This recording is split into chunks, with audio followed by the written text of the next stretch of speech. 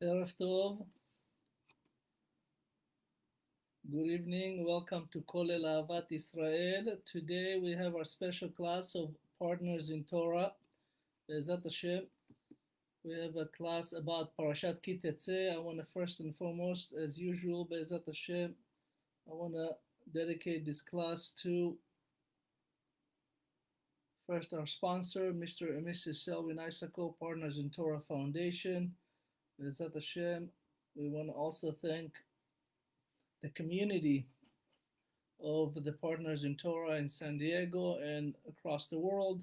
I want to thank the JCC in San Diego for hosting us, usually when we don't have the COVID-19 and the Corona. I want to also thank Mr. and Mrs. Bernie Baruch and Refuah Shlema to Baruch Chai Ben Chaya Miriam Bezat Hashem, and to his wife Zahavit Batova. Kadosh Baruch Hu Shmor Otam V'Yirapeh Otam. I want to also thank Mr. and Mrs. Dani Almog, needforbuild.com. Thank you so much. And this class will also be in honor of Refuah Shlema to Flori Bat Rachel, Malka Bat Olga, Anat Bat Zizel, Ilanit Bat Rivka, יניב מאיר בן חנה ענת, חיים בן רמונד, יעקב בן גניה, משה בן מרסל, בנימין בן נתן, ויולטה בדורה, נחמן בן רות, מיכל בת רוחמה, קרן בת עליזה ושולמית בת ציפורה. Also, we want to, Be'ezat Hashem, dedicate this class in honor of my parents, Avi Mori Nisim ben Pirchia, Imi Morati Rachel bat Ruchama, Meir Avraham veYaakov, also Leilu Nishmat Ephraim ben Devorah, and to Einav bat Sarah Zichrono Livracha, our dear friends who just passed away in San Diego yesterday, in the Gan Eden Tihi Nishmata Be'ezat Hashem, יחד עם גבריאל בן שרה, טובה בת יפה, and the rest of our soldiers who perished, Holocaust and terror victims. בגן עדן תהי נשמתם בעזרת השם. Okay, so we're starting with the Parashat Ki Teitzei. As we know, Ki Teitzei is one of the parashot that we always read in the first week of Elul.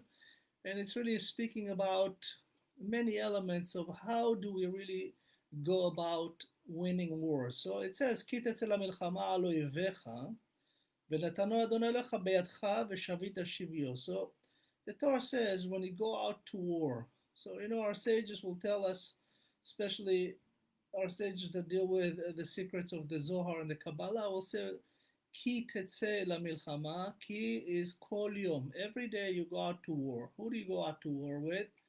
Your evil inclination.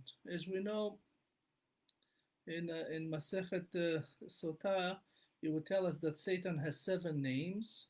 And of course, it comes in different variation and different situation, but it's always there to defeat you. But when you want to go out to war against your evil inclination, God says, promise you, God says, I will let you win. God says, Venetano Adonai Elohecha beyadcha v'shavita shivyo. I will help you win. Meaning that if you're really sincere about winning, the only way to win Yetzer Hara is really with Torah. As we know, Kadosh Baruch Hu says in the Gemara that I created Yetzer Hara, but I also created him an antidote, which is known the tavlin, the spice. It's called the Torah. As we know, the Torah gives you all the right tools to, first and foremost, when a person deals with Torah, what do? They actually very much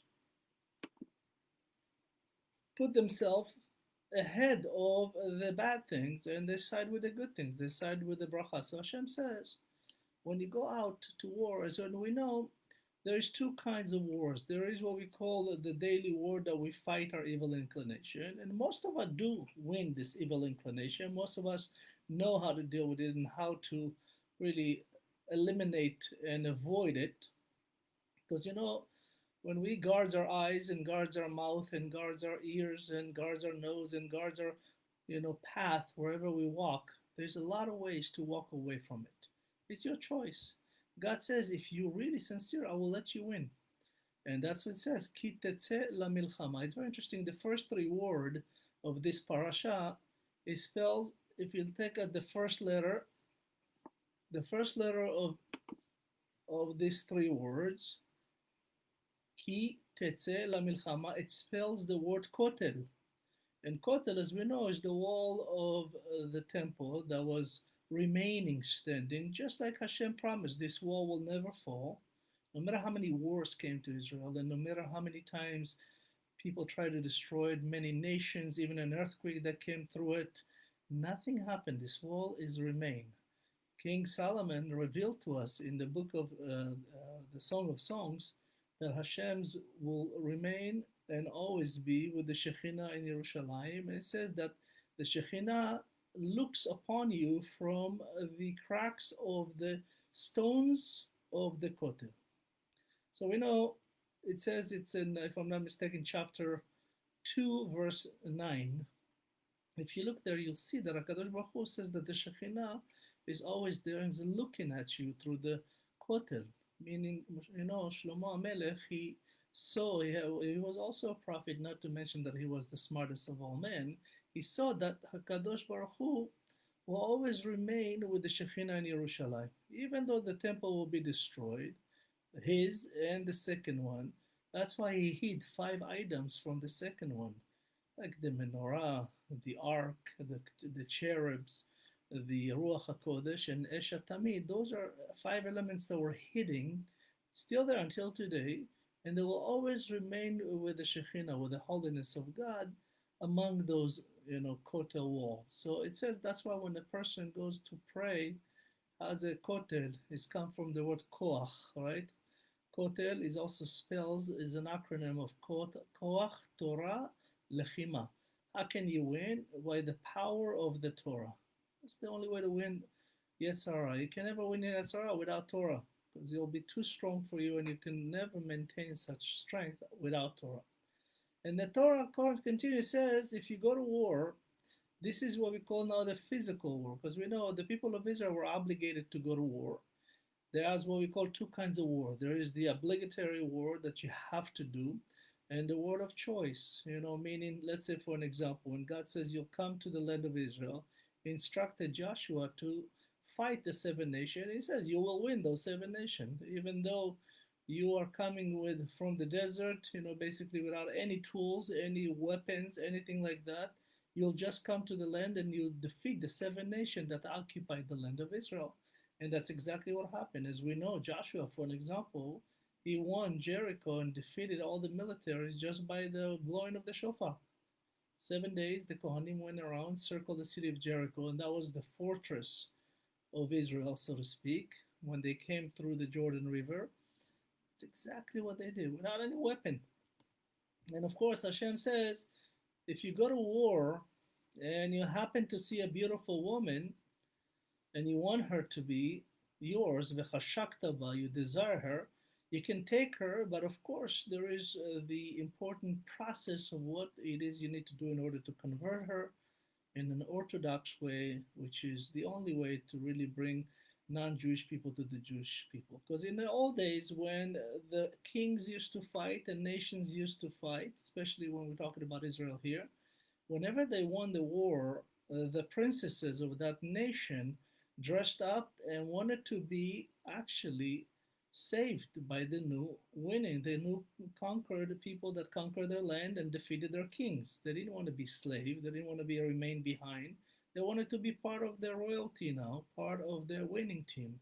And they would beautify themselves. And the people of Israel, as we know, they were very, proud now that they won the nation. And sometimes we know that evil inclination has its ways of when a Jew see a non-Jewish woman and is falling in love with her. It happened, by the way, all over the world today. This is exactly what the Torah says.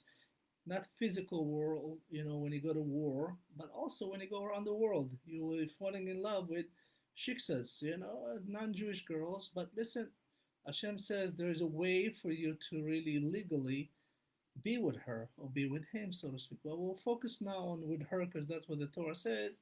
It says, "V'raita bashivya isha yefat tohar." You saw a beautiful woman in captivity, and you'll desire her for yourself. It says, "V'lakachta lecha et isha." You should take her for you, meaning that you're not allowed to take her for somebody else. You cannot say, "Listen, I'm going to have her for my son. I'm going to have her for my brother, for my friend." No, this is somebody you want to take. You have to take it for you. But God says, listen, I want you to look beyond the beauty. This woman has to basically become extremely ugly. She has to shave her head. She has to wear very bad clothes. She has to not maintain her beauty and cosmetic needs. She has to be basically a person that when you look at her, after all said and done, when she's not as pretty and dressed up like a princess and her hair is all done and makeup and all that, and you still desire her, only then, the process back then was a year to convert a person. Unlike today, by the way, today it takes about 3 years to do an Orthodox conversion. And that's the only really conversion that counts as far as, the Beit Din in Israel. And even here in the US or any other Beit Din, it has to be an Orthodox conversion. And it said that she has to sit for 30 days and cry for her parents. The Torah used the word yerach here. In the entire Torah, the word yerach, which is meaning also a month, chodesh, is only used twice in the entire Torah. On the other hand, the word chodesh, month, is used 66 times. So our sages will explain something beautiful. They say, why the Torah use yerach here? And what's the other yerach? Yerach means yareach, like a full moon, so to speak, the whole transformation of the moon from the 1st to the 30th as it becomes smaller, then big by the 15th, and then smaller again by the 30th. Is really, this is the so-called the 30 days of the Jewish calendar. And of course, we know that the Jewish calendar day is measured by 29 hours, 2/3 of the day, and about 29 minutes of the hour, and then 73 parts of the second. And it's really accurate. Even NASA today, agreeing with the Gemara, the exact account of the day. And the Torah used the word yerach here. As I mentioned before, only twice in the entire Torah this word is used. Once when it comes to this, Isha Yefat Toar, a person that you want to marry outside of the Jewish people and convert them. And the second time it's used about divorce, about gerushin. If a person want to leave, the Torah uses yerach. The Torah gives the word get. You'll never find get. It's only used in the Gemara, and of course not in the Torah, not in the written Torah. The word get, meaning a divorce certificate that the person has to give his divorcee, and they have to sign it and agree to divorce on the terms that agreed. Of course, it's not like a ketubah. And the word get is 2 letters in Hebrew, gimel and tet, G and T, meaning that the word get is the only letters that cuts and slice every letter in the word beyachad in Hebrew, together. So right, only twice the Torah uses yerach in the case that you want to marry somebody outside of the Jewish people, and second, when you need to divorce your wife. And of course, Hashem always says, listen, of course you have your own Jewish people. We understand sometimes, you fall in love. That's why it's called fall in love. You're literally falling. That's what happened, by the way, with Rivka. When she saw Yitzchak, she fell off the camel. She fell in love instantly when she saw Yitzchak. She was giggly, so to speak, the Torah mentioned. But in reality, it was the love of first sight, because it was shidduch from the heaven, of course. And it says that you have to do all that you need to do. And she really has to convert and forget that who she came from, where she came from. She has to disown the entire life she had before. The Gemara will tell us that, Kadosh Baruch Hu is guaranteed to the people that really come as Ger Tzedek to the Jewish people. He guaranteed their safety and their success. It's called Ger Tzedek. And they fall under the category of a widow or an orphan that Hashem will personally protect. Because we mentioned before that when Hashem gave the Torah on Mount Sinai, it mentioned that there was people there. It says the Torah kulchem omdim po hayom. You are standing here, but there is other that's not standing here yet. Their neshamot are there receiving the Torah. The Gemara will tell us those are the future converts that will join the people of Israel. And when they do, instantly they have no family. They basically, their old family is not their family anymore. And when they do the actual process of an Orthodox conversion, the three steps of the learning, and of course, doing everything I have to do with understanding the entire Torah and the halachot and how to do everything. And they go through the Beit Din. The Beit Din, the Orthodox Beit Din, will test and confirm that they really know how to be a Jewish person on the Torah level and the halachot level. And of course, then they have to do the mikveh. And when they go to the mikveh, when they do the water purification process, the Zohar says that this person, the moment they go into the water and come out, is a new neshama. It's not the same neshama that was before. It's a neshama of a Jewish person that would come and enter them and be now the new person. That's why they're known as orphan, right? As basically they lost everybody, their parents from the past and everything like that, and they become like a new baby with a new neshama of a Jewish person. The Torah says that if you want to get rid of her, let's say you did get that and you were so excited in the beginning and afterward you saw the whole thing and she's not really pretty anymore now that she's not beautiful and she's bald and she's not, she cries to her parents and everything, and now you don't want her. So Kadosh Baruch Hu says, what happened? If you velo chafatzta ba, if you don't want v'shalachta lenafsha, you have to send her away, but do not try to sell her. She's not your property. Do not try to chaz v'chalila, make her, anything that is not decent. You have to really let her go. And, basically without anything, chaz v'chalila, to do anything. We have to be very respectful. And the Torah goes, Ki tiyeh leish shetei nashim achat ahuva v'achat tzenua. It says when a person has two wives, as we know, it happens in the past many, many times. As we know with Yaakov, for an example, when Jacob was originally had a shidduch, had a destiny with the shidduch was Rachel, and Leah was supposed to be set to Esav.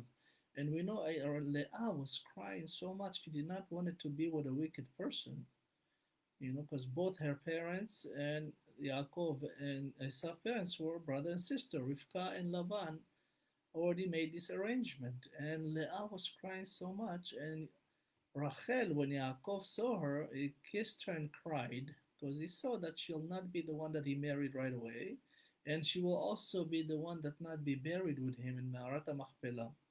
But the Torah says that Rachel used her beauty.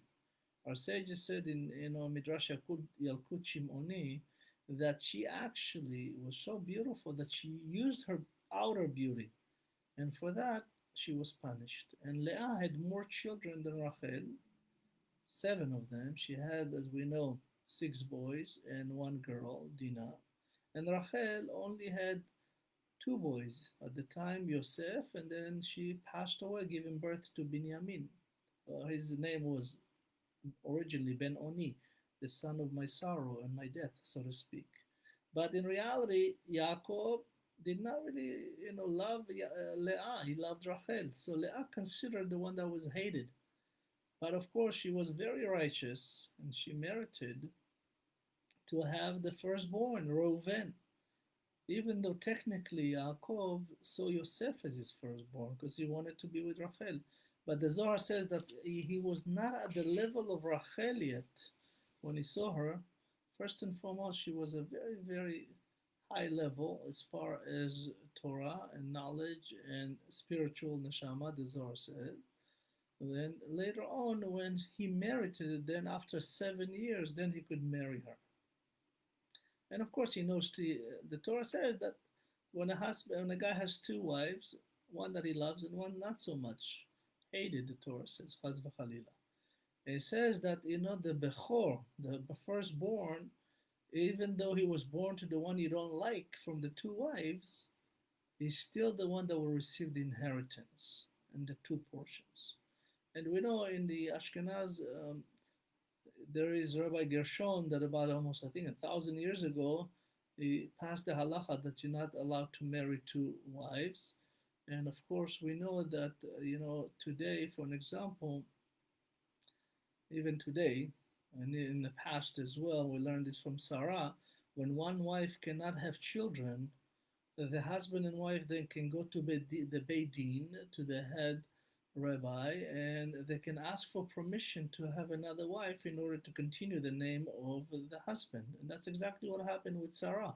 Sarah could not have children, and she gave Hagar to Abraham so he can continue. But of course, Sarah benefited from that, for her kindness. She gave Hagar, and in return she got Yitzchak. And it's very interesting. Hagar and Yitzchak in numerical code, they both are 208, alluding to the measure and measure. So we see here that the Bechor, as we mentioned, even though he was the son of not the loved one, the hated one, so to speak, he received in the double portion. So we saw the word Bechor, by the way, in Hebrew, in numerical code is 222. It's every letter is double than the letter before. For an example, if you take the letter Bet, it's double than the letter that comes before it. Aleph. Aleph is 1, 2 of them is Bet. And then Chaf is double than the letter before. Yud. Yud is 10, Chaf is 20. And Resh is double than Kuf, which is 100. It's 200. 222. That's why you get two portion of everything, because the Bechor is really the one that will take the place of the father. God forbid, the father pass, he has to maintain and be the father of the family, and he deserving to get the two portions.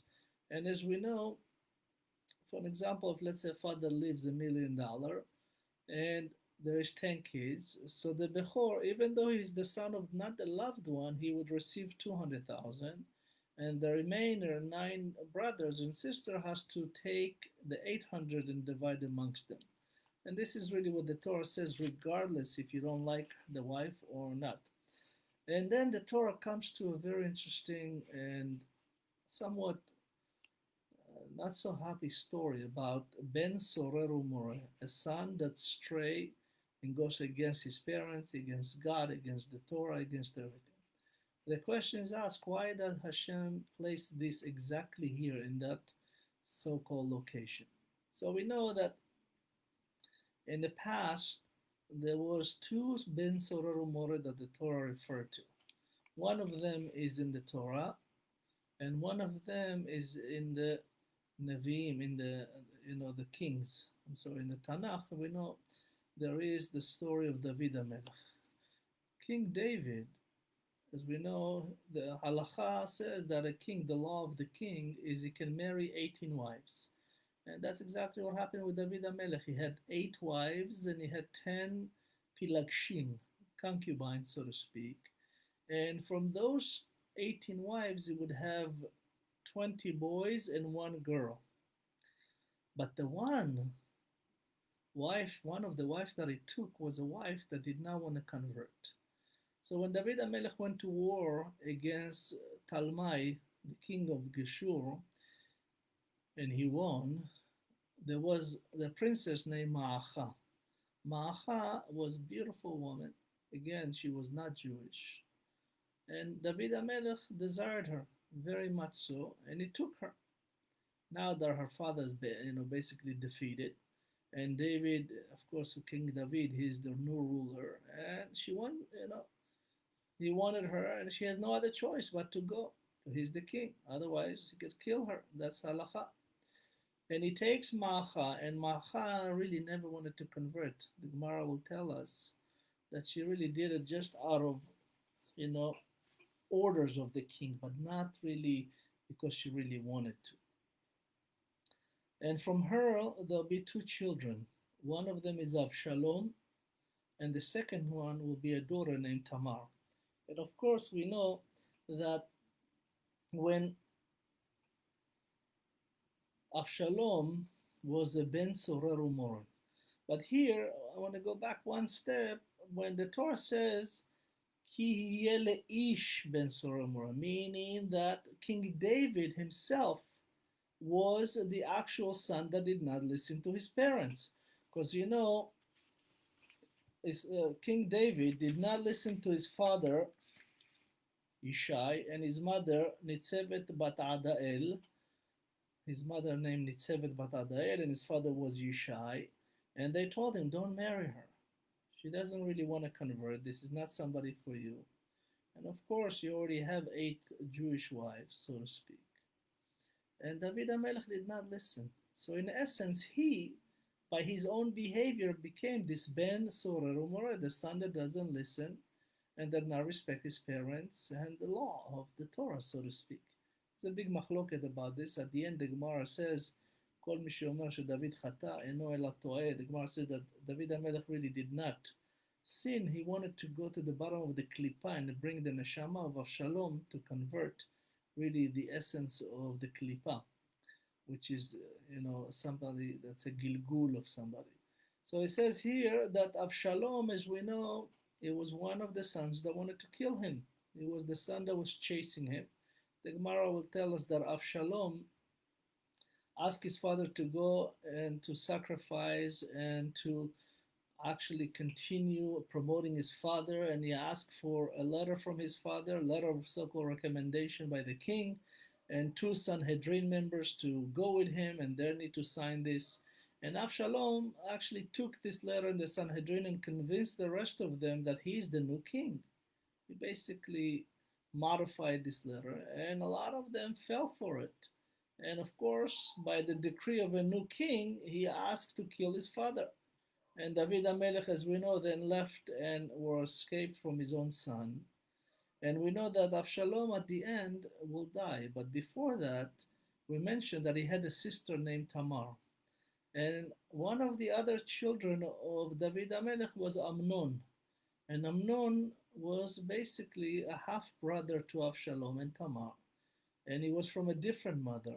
And he fell in love with his own sister. He was infatuated with her to the extreme level that he actually one day raped her. And her brother Avshalom killed him as a revenge, and he revenged that, and his so-called excuse said, listen, this happened before with Levi and Shimon when Dinah was raped. They went and killed Shechem and Ben Hamor and all the men that did not say no. And we know that he was chasing his own father, and Avshalom, as we know, he was blessed by his beauty and hair. He had a very, very long hair. And at the end, he actually died by his own hair. And of course, we know that the Gemara will tell us that he was killed by 10 spears, and will, as mentioned in the book of Melachim, and 3 of them will penetrate his heart, because he broke the heart of the people of Israel, the heart of his father, and of course the heart of Hashem, in the sense that he went against all rules and all laws. Because David HaMelech basically did something that, he loved him so much that he has no discipline. And at the end, we know Avshalom pays with his life. He actually got caught with his hair in a bush, and David HaMelech team of loyal warriors end up killing him. And the Gemara said that David HaMelech actually wanted to do Avodah Zarah. He wanted to do idolatry. And Hashem says, why would you do that? He says, because, I want to justify that my death of the son. So they don't say that my son was so bad, they want to kill his father. It's maybe give him a reason, and Hashem says, no, not allowed. The people of Israel know it's not your fault. And that's exactly what happened at the end. And now we continue. By the way, there was another Ben Sorer Umoreh. The Torah will tell us that when Moshe Rabbeinu killed the Egyptian men, if you remember in the book of Shmot, when Moshe came out to see his brother, when he was a prince in Egypt, and he saw an Egyptian man beating a Jewish man, a Hebrew man. And Moshe Rabbeinu, the Torah said that he looks here and here, ko vako. Moshe had the ability to look the entire lineage of a person, past and future offsprings, and see if anybody worth saving this person, and he saw nobody but another wicked son. And this person, by the way, the Gemara will tell us, he actually was the only Egyptian that married a Hebrew lady named Shlomit Badavri. Shlomit Badavri is acronym Dvash, honey. She was talking to everybody. She was always, sweet to everybody, and she ended up marrying an Egyptian man. It's the only one that I ever did. And from them we'll have a son that would curse Hashem. And as we know, Moshe Rabbeinu did not know what to do with it. He went and asked Hashem, what should we do with him? And Hashem says, stone him. He needs to be stoned by the people of Israel. And that's exactly what happened. So twice when we marry non-Jewish people in the Torah, and that's for us to see, and we see today, unfortunately, many Jewish people, they said the biggest Holocaust is really how many Jewish people lost through generations around the world when Jewish people married non-Jewish women and men, and their children are not really Jewish. For an example, if you're a Jewish man and you marry a shiksa, like non-Jewish, your kids are not really your kids, and they're not Jewish. Halachically, that's exactly what the Torah says. So we see that they say just in America alone, from the Holocaust to today, we should have at least 38 million Jews if we stuck with the Jewish people. What do we have today? About 6.5 or so. But they say this is really, God forbid, when Hashem warns, don't marry and mix with the Goyim, because after all said and done, your children will not be Jewish. They will not want to do anything Jewish. All of a sudden, they want to celebrate Christmas and they want to celebrate Thanksgiving and they want to do all those Christian holidays or whatever the case may be, whatever nation they are in, if it's Spain or Germany or in Africa or whatever, it doesn't matter. They will adopt the local non-religious, the local non-Jewish customs, and they'll be those kind of children. The Torah says that, of course, we see that the punishment here, just like before, this person has to be stoned and basically put to death. And this is really a lesson for us all to really understand the gravity of Chaz v'Chalila not marrying a good Jewish person. The Gemara will also tell us that when a person that converts L'Shem Shamayim, they really want to be Jewish and do everything and keep the Torah, there were Jewish neshamot standing in Mount Sinai receiving the Torah. That's why the Hashem says, Atem po, and some others that are not here, but they're here. Physically they're not here, but spiritually they're here. They're receiving the Torah. So we know that HaKadosh Baruch Hu continue, and then he speaks, we are the only Torah that speaks about taking care of animals. If you look at all the so-called other religions, most of them, 99.9% of them, if not all, they're all, copy from the Torah, but fake. Really, they just, use whatever they want. And you'll never find that they have care for animals in the Torah. Our Torah is the only one that care for animals. They care to treat animals humanely as possible. And it says here, if you saw your brother losing an ox or a lamb or whatever, and you're not allowed to ignore it. You have to, pick them up, gather them, and return them. And if you cannot return them, you have to hold them until you can return them. All right? Until you really find who it belongs to and give it to them. It says, you have to return it to your brother or sister in this case. It doesn't matter.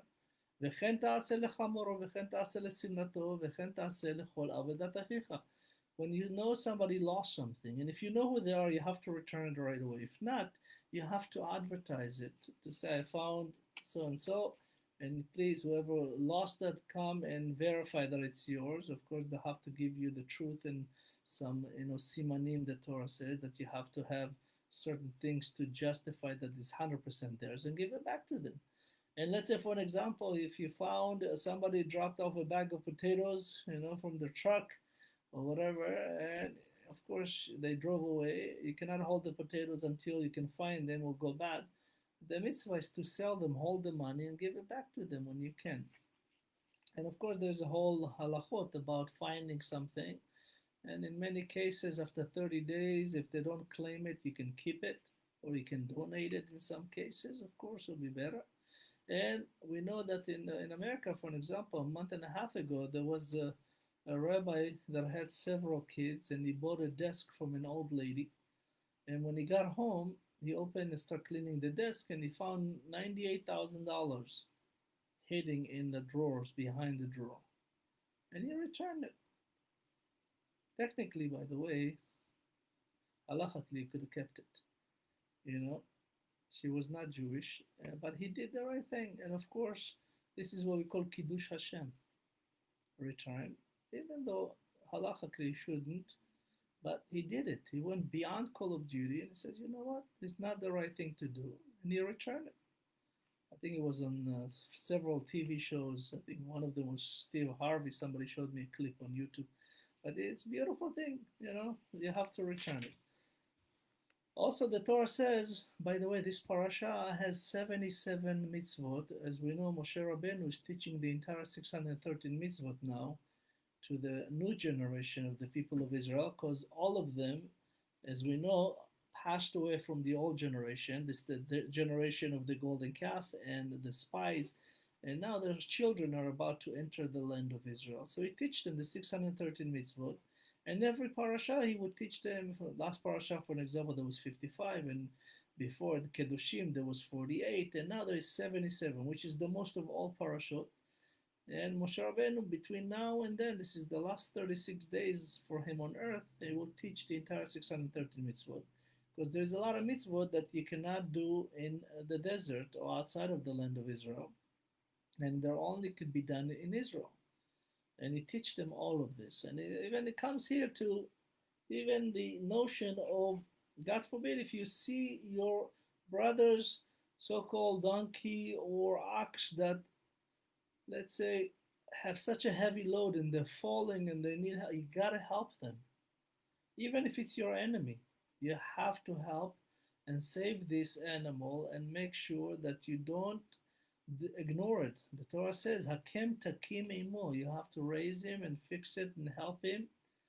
And the Torah now moves to another unbelievable thing that we have to very much, understand the gravity. The Torah says a man should not wear a woman's clothing, and vice versa. A woman should not wear a man's clothing because it's to'ava. To'ava is a very disgraceful thing in the eyes of God in the Torah. So let alone anything that else that has to do chaz v'chalila with, sexual relationship between men and vice versa. And we know that the Torah says a person like this should be put to death. So here the Torah gives a siyag, it gives a fence. It says, don't even wear the clothes. Don't even, it says why? To'ava. Ki to'ava Adonai Elohecha. Kol ha'oseh. It's a disgrace in the eyes of God. And it says, the next thing, the Torah moves into a very interesting mitzvah. It's called Shiluach HaKen. So there's a mitzvah, there's two mitzvot in the Torah that says that you will have long life if you do it. One of them, if you come upon a nest of, let's say, a bird with eggs in it, or a bird with a couple chicks in it, and you want to take the eggs or the chicks, you have to shoo away the mother and then take it, and then you'll have a long life. So I personally, and many other things, is a very rude thing to do. It's a very horrific thing to do. What kind of behavior is that? What kind of a mitzvah is that? So our sages, the Zohar says something amazing. It says, really, Hashem says to you, I want you to think about it.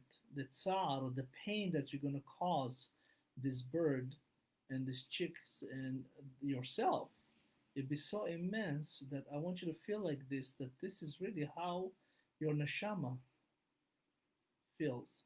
The nest is our body, and the tzipor, the bird, is our neshama. And the eggs, or so-called chicks, those are the deeds that we do. Hashem says, don't send away your neshama without good deeds. Don't send away your neshama from your body, because I'm bringing you something amazing. A neshama is a powerful source that keeps and maintains a person sometimes 120 years, sometimes 50, sometimes 2. but it's really something that you can't even look at or see or feel, but it's a powerful spark of God. It's a godly thing that maintain you, and you want to hush it away and really take care about a little couple eggs. Is this really what's important to you? It says we want you to feel this. Hashem says when you really look at this kind of mitzvah, it's really Hashem says every day your neshama could leave you. Make sure that she doesn't live with pain. Make sure she lives happy, full with mitzvot, and the nest was used correctly. Your body was used correctly.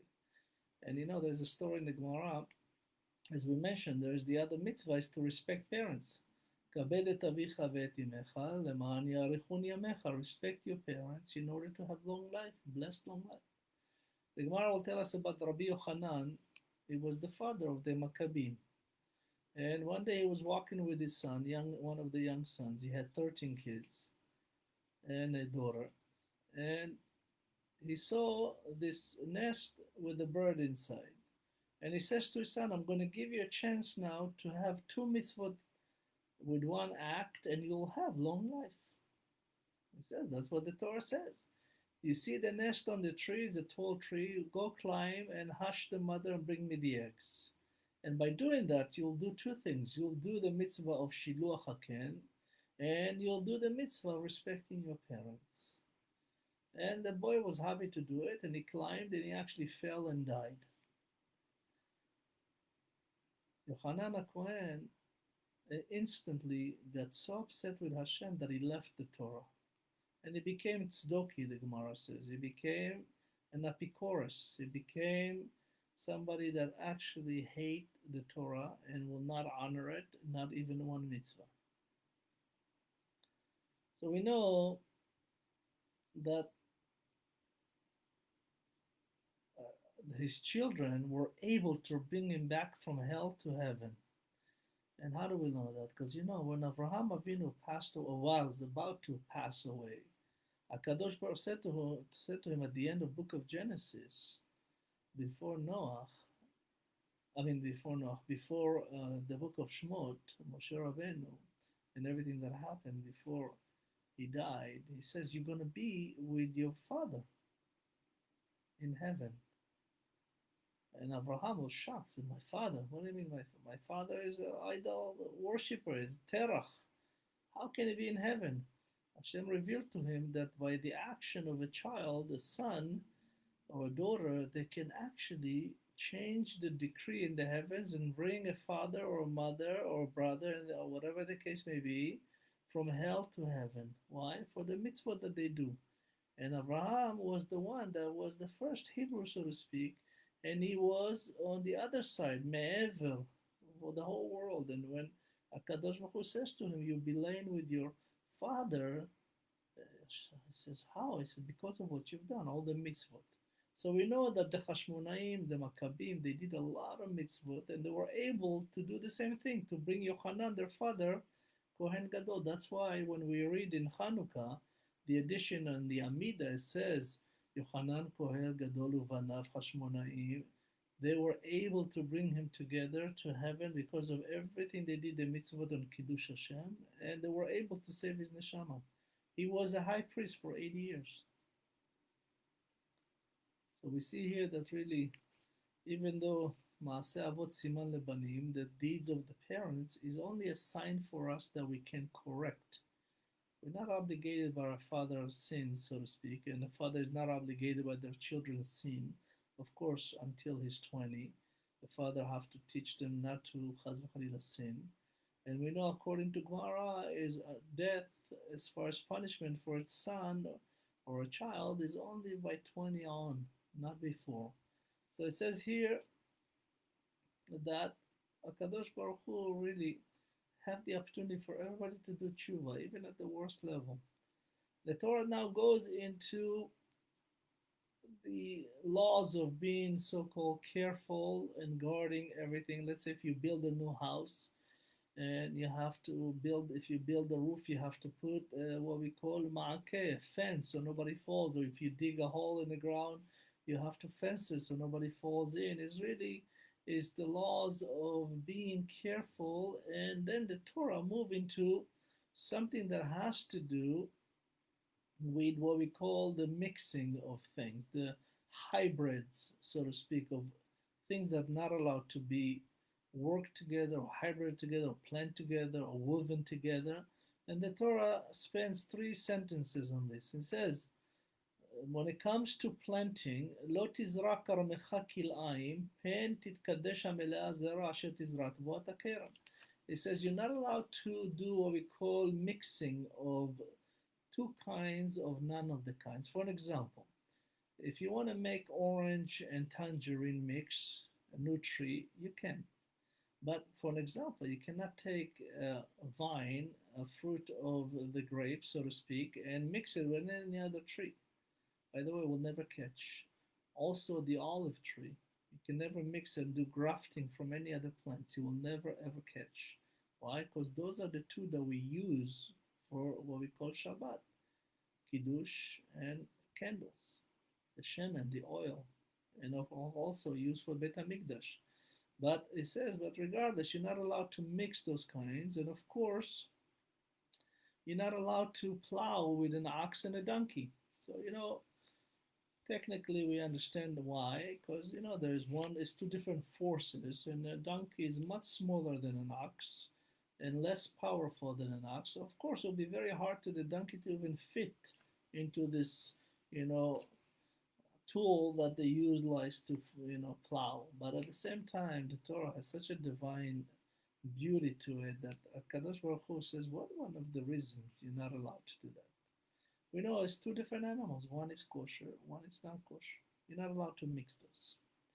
For the reason being, one of them, the Gemara will tell us that, as we know, the ox has the kosher sign, of course, the split hoof, and chew its cud. But the donkey does not chew the cud, right? It does not have a split hoof. So the ox naturally will regurgitate its food. He will, while they were plowing, he will start eating. And the donkey will see that. And he'll be very sad that they gave food to the ox and not him or her. So we see